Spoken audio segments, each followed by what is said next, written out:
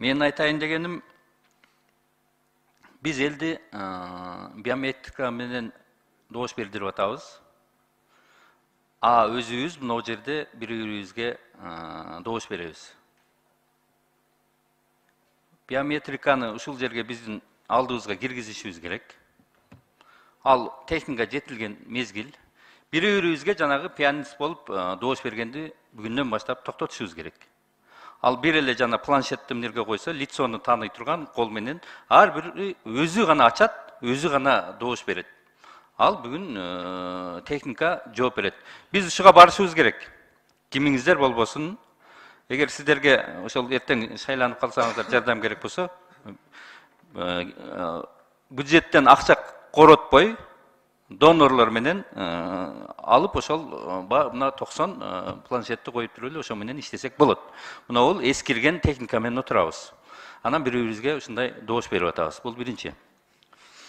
Ошондо туура болот. Талант Турмаматович, сиз кече төрага болгонсуз. Бүгүн дагы мына төрага болом дедиз. Бирок иш башкармачылыгы боюнча сиз кече туруп ушул калтырылбаганды азыр кайра алып келем деп атасыз да. Ошого кандай дейсиз? Структураны чогуу бекители. Структураны. Билесиңер азыр жанакы бардыбыз шайланган төрага комиссия түзөт. Анан ошол жерге бардык фракциялар кирет, структураны, составты чогуу иштеп чыгабыз.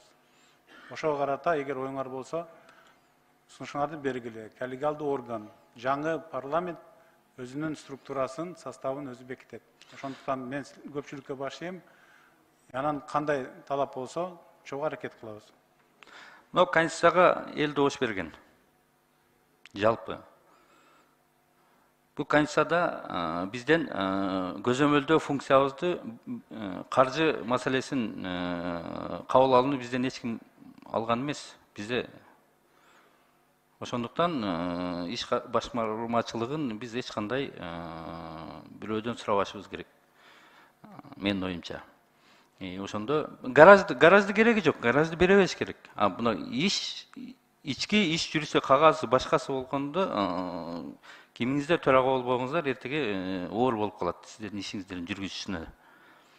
Ошондуктан менин оюмча аны өзүңүзгө кайтарып алсаңыздар, өзүңүздөргө эле жеңил болот иштешиңиздерге.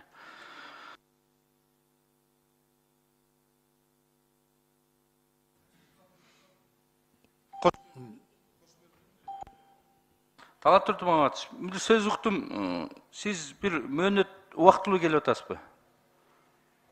Ушундай деген сөз болуп атат да. Ошого кандай жооп бересиз? Бир мөөнөт менен. Деген ушак, бирок мен эч ким мага мындай деп айткан жок. Мен ушак угуп атам. Ошол ушак канчалык чындыгы бар? Бизде мына талапкерлигибизди коюп атабыз.